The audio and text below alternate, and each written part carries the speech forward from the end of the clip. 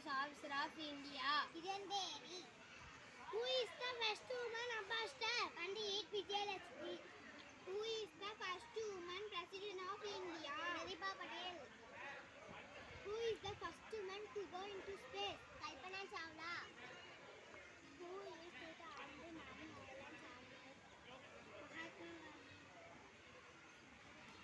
The first Indian to go into space was Rakesh Sharma. The first state free by India was Aryabhatta.